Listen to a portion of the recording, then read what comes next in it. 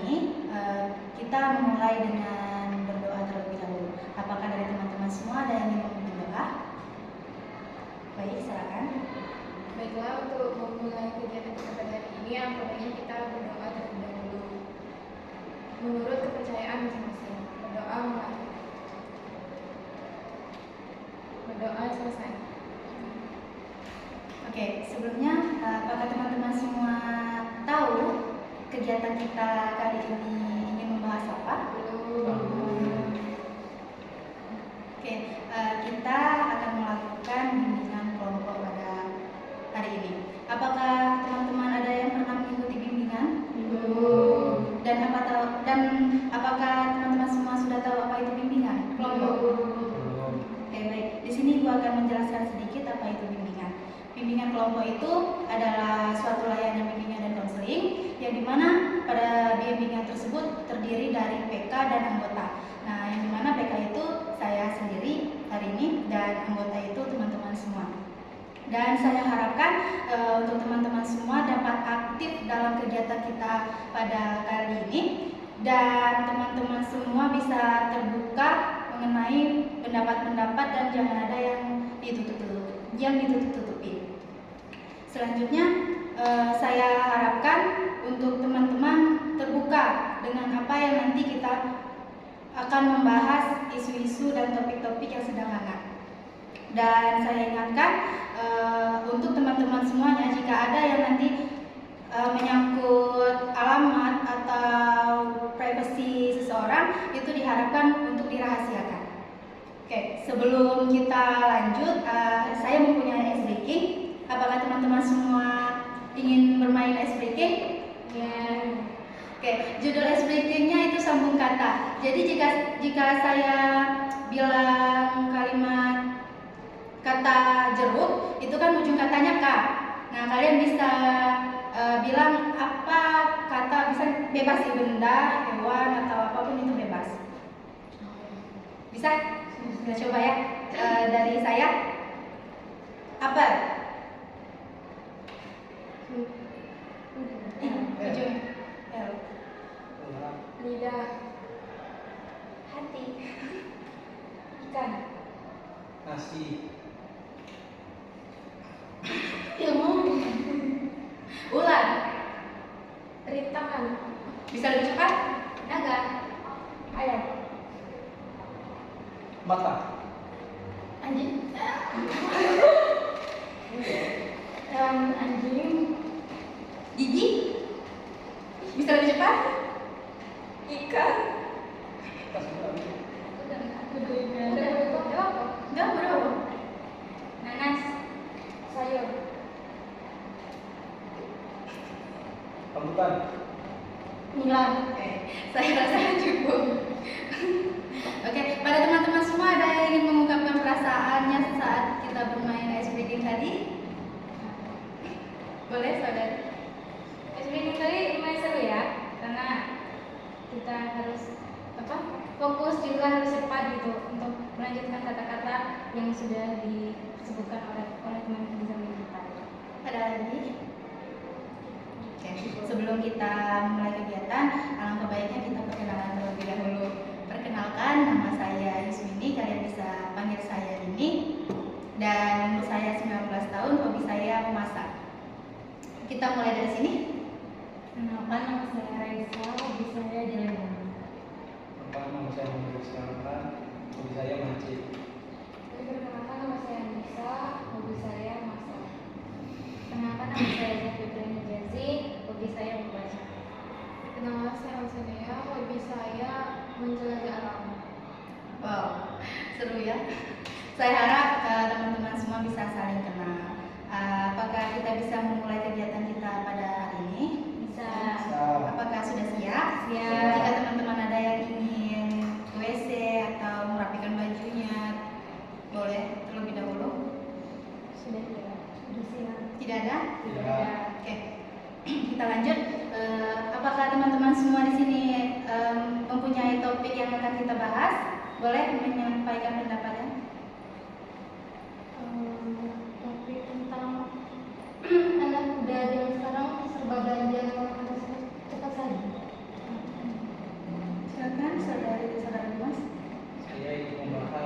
tentang anak yang membunuh ibunya. Membunuh ibumu. Boleh? Mungkin saya pendapat dengan saudari Reza tadi karena sekarang itu sangat-sangat marak karena apa ya, nggak tahu itu faktor malas atau bagaimana, tapi sering sekali makanan cepat saji itu menjadi apa ya, kebutuhan utama untuk zaman sekarang. Mas Saudari. Saya jujur dengan saudari Reza. Saya setuju dengan saudari Reza. Oke, baik, terima kasih teman-teman semua sudah menyampaikan topiknya. Sekarang saya rasa kita sudah menemukan topik yang akan kita bahas pada kali ini. Boleh? Ada yang ingin menyampaikan pendapat tentang makanan cepat saji tadi? Jadi kan dari pengalaman pribadi aja ya. Jadi kan saya kan sebagai anak kos.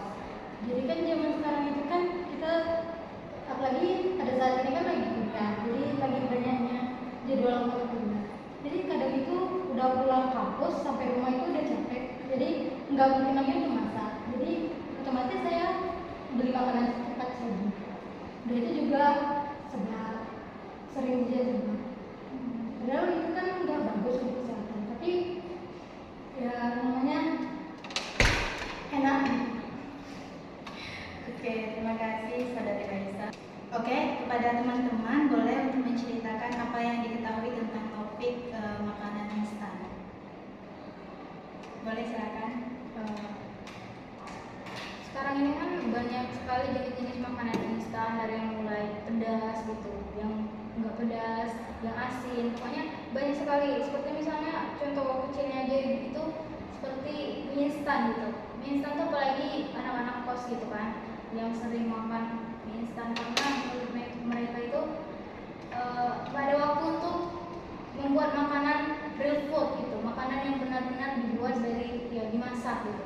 Jadi ketika mereka tidak ada waktu luang untuk membuat makanan itu, mereka itu beralih ke makanan instan, misalnya seperti seblak. Seblak kan kini sudah banyak yang apalagi kaum perempuan ya, banyak sekali yang menyukai seblak, mie gacoan, terus yang sedang viral-viral sekarang ini. Banyak sekali makanan instan yang malah apa ya, dijadikan makanan pokok gitu oleh orang-orang Indonesia, orang-orang di sekitar kita ini. Jadi menurut saya itu bukan hal yang baik karena mie instan itu kan tidak boleh makanan instan itu kan tidak boleh dimakan setiap hari gitu. Apalagi kalau misalnya yang terlalu pedas. Jadi dalam hal ini masyarakat yang menjadikan makanan instan ini sebagai makanan pokok yang terlalu sering memakannya ini bisa saja menimbulkan penyakit gitu. Jadi ya. Oke, terima kasih Saudari Reza. Kepada teman-teman ada yang ingin menanggapi? Boleh, silakan. Ya, sedikit juga. Kan sekarang tuh apa ya, di berita-berita itu juga sudah sangat banyak karena gara-gara makanan cepat saji tadi, apalagi tren-tren zaman sekarang ya seperti mie yang pedas, kemudian juga seblak yang ada level-level tersendirinya. Nah itu tuh nggak sedikit yang menyebabkan timbulnya penyakit-penyakit lambung gitu ya. Jadi dengan adanya tren makanan-makanan yang seperti itu, sekarang itu dampaknya itu tuh sangat-sangat besar gitu. Terutama untuk kaum remaja ya, yang cepat sekali mengetahui dan mengikuti tren-tren itu. Jadi dengan adanya tren seblak dan sebagainya itu tuh banyak juga yang terkena penyakit lambung gitu ya. Tadi misalkan dia tidak ada karena itu tadi dijadikan tren, dan juga mungkin bisa jadi dia jadi karena malas atau tidak ada waktu untuk memasak makanan yang sehat, jadikan makanan pokok gitu. Jadi kesehatan mereka itu sudah ya. Baik, terima kasih Saudari Anissa. Kepada teman-teman yang lain, apakah ada nih yang ingin menanggapi? Boleh, silakan Saudari dulu. Oke, ini juga bagaimana makanan instan ini sekarang sangat digemari ya, karena itu tadi karena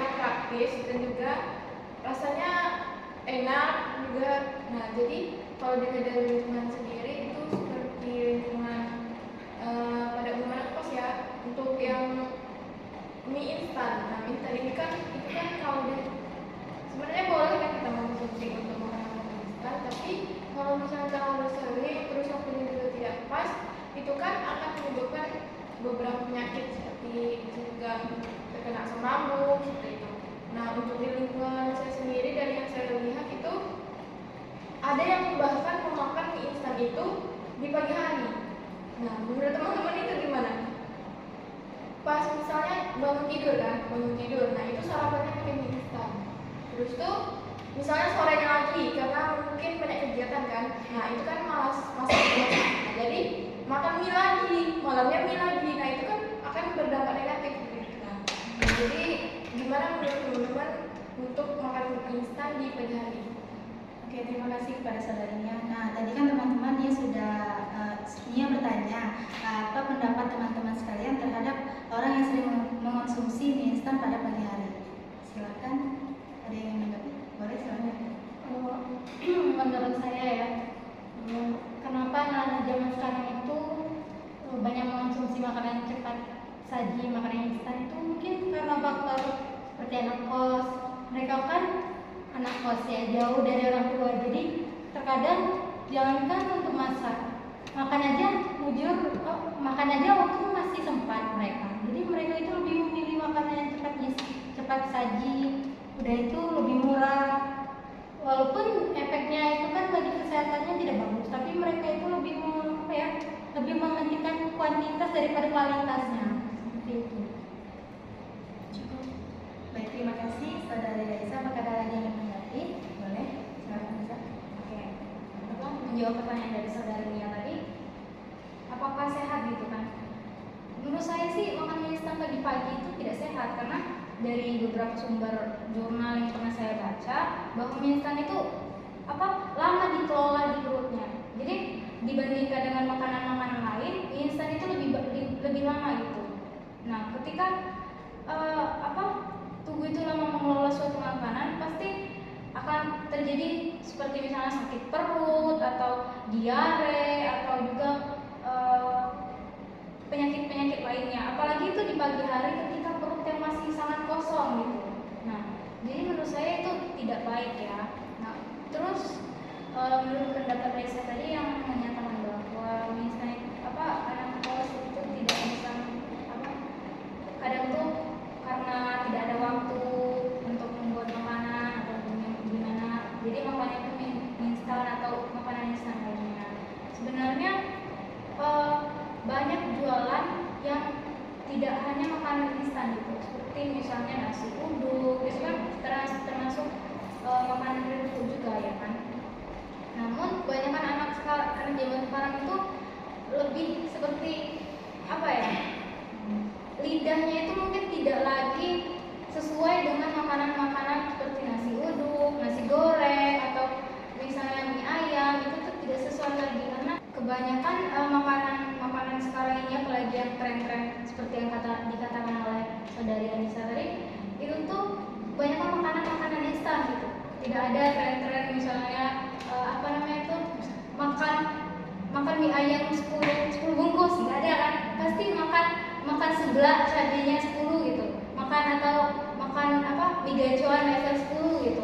Pasti begitu semua kan. Jadi menurut saya kalau misalnya bisa memilih dan mau gitu untuk memilih makanan yang lain selain makanan instan, pasti itu bakalan memilih makanan lain. Tapi karena seleranya berbeda gitu, pasti banyak anak-anak zaman sekarang itu lebih memilih makanan instan.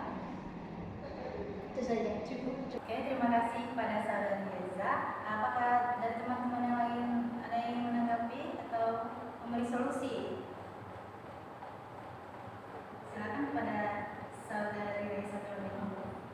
Ya, jadi menurut saya juga makanan cepat saji itu menarik perhatian anak-anak dan anak-anak zaman sekarang. Karena selain murah, cepat, juga itu kadang bentuknya itu kan menarik sebenarnya. Jadi kadang dijadikan tren. Jadi semisal makanan seperti mie gacha itu kan baru udah itu viral gitu kan. Jadi anak-anak zaman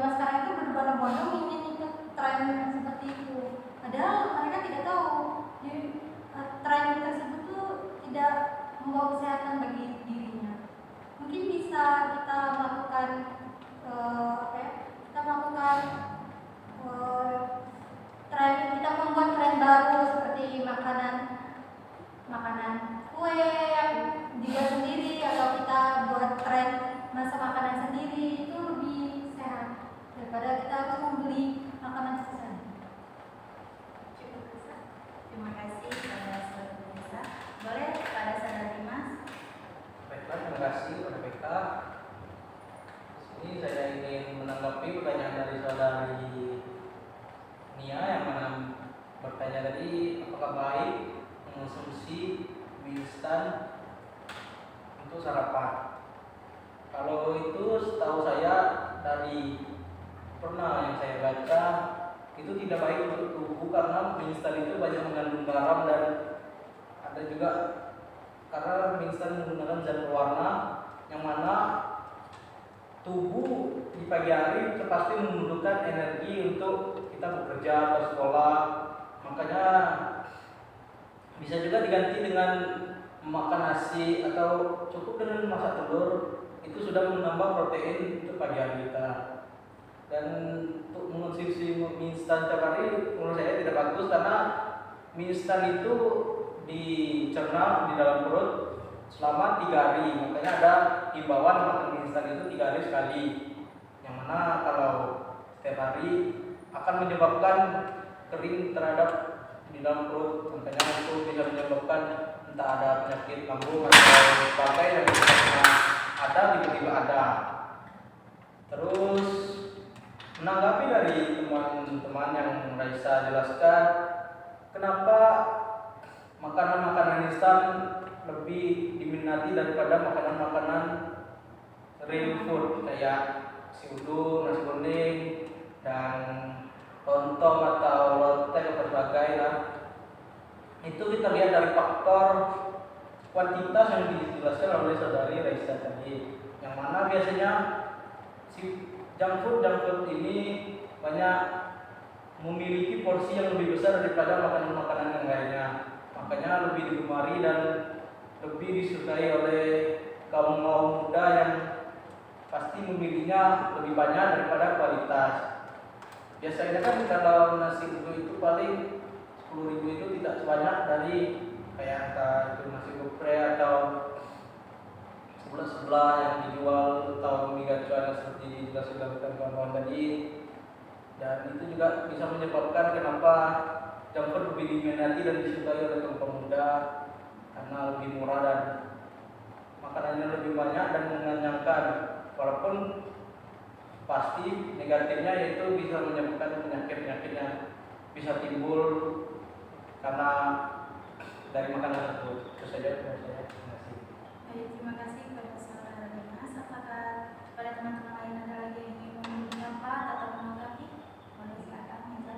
Saya setuju dengan saudara Dimas ya, mengatakan bahwa kita tuh bisa mengubah sarapan kita dari junk food menuju makanan lain, seperti misalnya telur, atau mungkin juga kita bisa masak nasi itu kan mudah ya, nggak perlu banyak bahan, cuma nasi sama air sama gas gitu. Jadi nggak memakan waktu cukup lama juga. Ada beberapa cara yang cepat untuk masak nasi, seperti misalnya saya lihat di YouTube ada merebusnya terlebih dahulu. Ketika airnya itu sudah sedikit lagi, bukan sampai habis, sudah sedikit lagi, itu didiamkan dulu sampai dingin, nanti nasinya mengembang dulu baru dikukus. Jadi itu lebih cepat gitu caranya dibandingkan dengan masak pakai magicom yang mungkin lebih lama juga, atau mungkin masak pakai langsung dikukus juga itu lebih lama kan. Nah, ketika kita itu berpikir cara-cara untuk bisa mendapatkan makanan real food, maka kita itu juga harus menyebarluaskannya gitu. Seperti yang dikatakan saudara Lisa, membuat tren baru. Seperti misalnya tren misalnya membuat makan makanan real food selama 10 hari. Jadi kan itu nanti akan menyebabkan suatu kebiasaan bahwa makan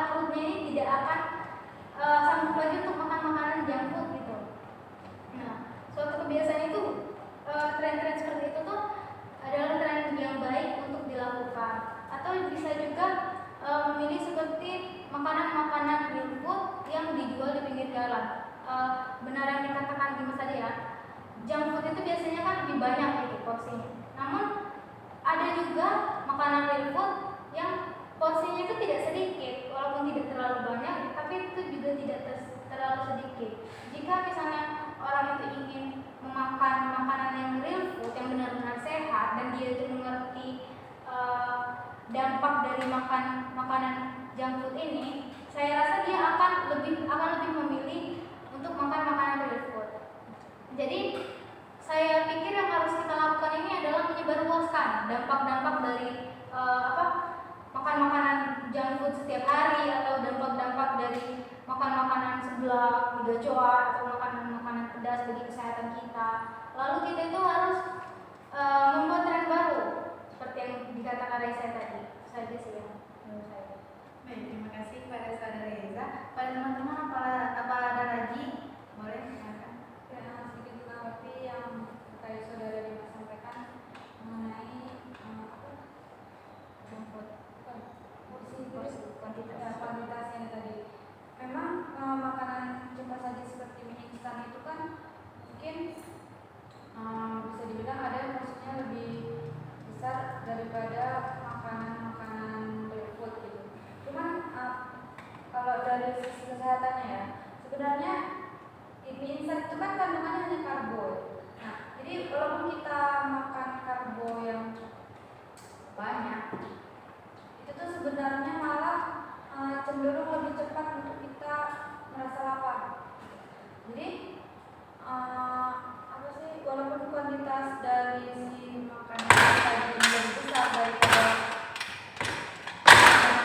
karbo itu tuh sebenarnya sangat-sangat berbahaya gitu kan.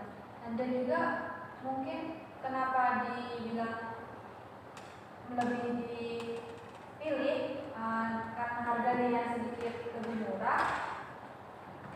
Ya memang seperti mie instan itu mungkin yang besar itu pun hanya di kisaran harga 5.000 kan. Sedangkan kayak nasi uduk itu tuh paling murah 10.000. Cuman kalau misalkan kita bisa melihat dari sisi kesehatannya gitu, itu sebenarnya ya lebih baik di nasi uduknya, karena nasi uduk itu kan ada karbonya, ada proteinnya juga kan. Juga biasanya di nasi uduk itu proteinnya tidak hanya dari hewani, biasanya itu ada tahu dan tempe, itu protein nabatinya gitu. Jadi lebih kenyangnya juga bisa lebih lama, walaupun mungkin di pikiran orang-orang 10.000 itu bisa 2 kali makan kalau mie gitu. Padahal sebenarnya kalau makan mie sekali bisa aja dia nanti 1 jam kemudian lapar lagi gitu kan. Bisa mau makan mie lagi. Mungkin itu sih. Baik, terima kasih saudara Reza. Pada teman-teman apakah ada lagi yang ingin memberi solusi? Boleh silakan. Jadi makanan cepat saji itu memang tidak bisa kita hilangkan dari kehidupan zaman sekarang. Jadi setidaknya kita bisa mengurangi konsumsi makanan cepat saji dengan cara bisa kita melakukan penyuluhan. Ketika ada suatu perkumpulan atau kegiatan, kita bisa melakukan penyuluhan tentang dampak dari makanan cepat saji tersebut dan bagaimana cara mengatasi diri agar tidak ketagihan lagi makanan cepat saji. Kalau untuk penyuluhan mungkin sekarang sudah minim ya orang berkumpul kegiatan. Bisa kita alihkan juga pada kita membuat video edukasi dan kita menyebarkan lewat media sosial. Karena kan zaman sekarang tuh orang kan handphone di tangan terus. Jadi otomatis kan dengan kita membuat video edukasi bisa menyebarluaskan tentang informasi kesehatan. Bagaimana sih dampak dari makanan cepat saji? Bagaimana bisa kita selipkan gambaran proses makanan tersebut terkena di tubuh kita. Jadi bisa menyadarkan orang-orang di sekitar kita, orang semuanya, bahwa makanan cepat saji itu tidak baik. Baik, pada teman-teman apakah ada lagi yang ingin memberi solusi tentang bahasan kita ini? Boleh, saudara Reza terlebih dahulu.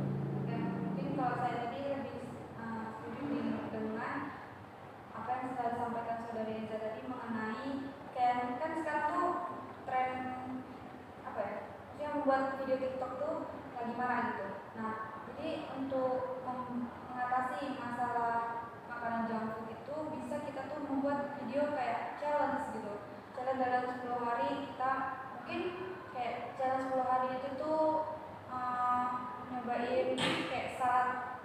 yang ini kan kayak ada apa sih ya, tempat produksi makanan itu banyak. Jadi maksudnya satu hari ini misalkan salad A, besok salad B gitu.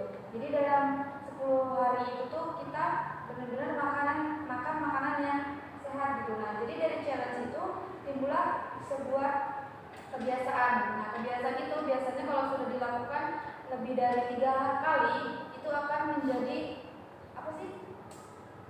Kayak misalnya kita nggak makan itu, iya dia tuh jadi akan nagih gitu. Nah, di tubuh kita tuh akan menagih hal itu. Kenapa kamu tidak memasukkan lagi makanan-makanan seperti itu? Gitu. Dia biasanya akan kaget dengan makanan-makanan yang tidak sehat lagi. Jadi dengan itu bisa kita mengurangi dengan mengonsumsi makanan-makanan tidak sehat itu. Gitu. Terima kasih pada saudara Nisa. Pada saudara Dimas boleh? Di sini menyangga dari pendapat dari Kaisa dan saudari Nisa, yang mana kalau menurut saya untuk melakukan hal tersebut untuk di zaman sekarang rasanya kurang efektif, dikarenakan kan kebanyakan beranda atau FYP dari TikTok itu kan kebanyakan kurangnya sedikitnya dari edukasi. Biasanya kan kebanyakan apa yang ditonton, makanan nonton makanan ya, mukbang gitu kan di video. Pokoknya kadang jarang ada video edukasi kayak memberi saran hidup sehat di mana sehat tersebut kan sehat sempurna. Udah jarang di zaman sekarang dan sulit juga rasanya untuk melakukan hal tersebut karena kan pasti kayak gitu tuh penontonnya pasti dikit ya. Mungkin ada solusi lain, bukan dari hanya lewat media sosial, itu tadi itu resikonya dibanyakin media kan, lebih posting lebih banyakin dan juga marketingnya kan biasanya kan junk food itu marketingnya lebih bagus dan lebih baik, lebih cepat juga lebih sampaikan didapati makanya lebih banyak juga food daripada food karena biasanya food hanya terjual di pinggir jalan, tidak ada promosi, tak ada marketing dan sebagainya. Itu saja sih untuk saya. Terima kasih. Baik, terima kasih pada saudara Dimas. Apakah ada lagi teman-teman yang ingin menanggapi atau menyanggah? Cukup? Cukup. Baik, karena kita sudah di penghujung kegiatan, apakah dari teman-teman ada yang ingin menyimpulkan hasil kegiatan kita pada hari ini, yang dimana kita tadi sudah membahas tentang junk food, makanan cepat saji. Boleh silakan, Pak Saudara Lisa. Jadi dari pertemuan hari ini bisa saya simpulkan bahwasanya makanan cepat saji itu tidak menyehatkan bagi kesehatan kita. Walaupun makanan tersebut enak, cepat, murah, itu bukan efeknya bukan pada hari itu, tetapi akan beberapa waktu yang akan datang akan berefek pada kesehatan kita. Jadi lebih baik untuk kita lebih ke membeli makanan real food saja. Dan misalnya ada teman kita yang suka ketagihan makanan cepat saji, kita bisa memberi dia peringatan atau membukakan pikiran dia kalau makanan real food itu sama enaknya. Baik, terima kasih kepada saudara Lisa. Pada teman-teman ada lagi yang ingin menyimpulkan? Boleh silakan.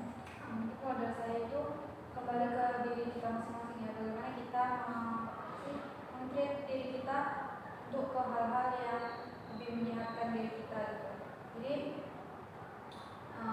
dengan adanya tren-tren yang sangat-sangat membawa tidak sedikit hal-hal negatif ini, terutama di kesehatan lambung gitu. Jadi kembali kita bagaimana pandai-pandai kita dalam menjaga kesehatan kita gitu. Jadi lebih baik makan makanan yang mungkin rasanya sedikit tidak nikmat atau tidak segurih yang instan, tapi itu jangka kesehatannya itu tuh lebih panjang gitu daripada makanan-makanan yang mungkin di lidah itu tuh sangat-sangat enak gitu, tapi ternyata jangka kesehatan yang dia miliki itu tuh sangat-sangat pendek.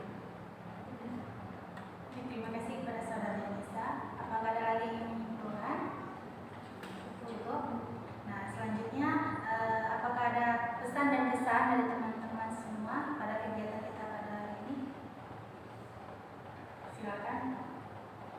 Ini seni atau kesannya tuh menarik sekali ya mengenai makanya cepat saja ini.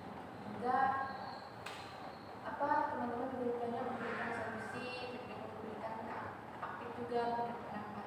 Nah, untuk pesan mungkin semoga kita ke depannya itu bisa terus membahas mengenai hal-hal yang bisa menambah informasi dan juga pengetahuan lagi. Juga semoga kita bisa tetap full seperti ini, bisa tetap aktif lagi untuk ke depannya. Cukup. Apakah ada lagi teman-teman yang ingin menyampaikan pesan dan kesannya? Cukup.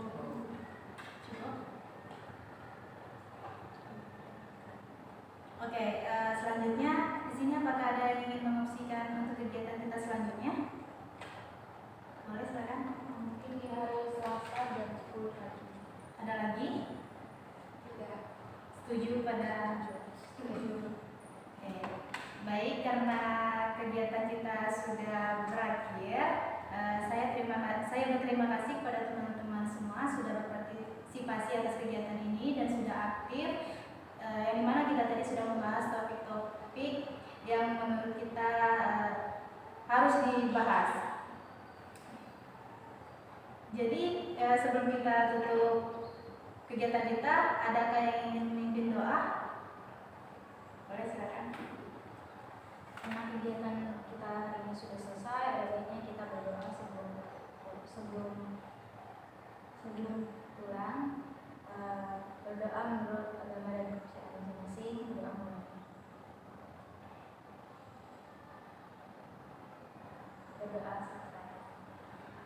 Baik, terima kasih kepada saudari Eza dan untuk teman-temannya saya juga mengucapkan terima kasih. Sampai berjumpa lagi di minggu depan. Saya akhiri pertemuan kita pada kali ini. Assalamualaikum warahmatullahi wabarakatuh. Waalaikumsalam warahmatullahi wabarakatuh.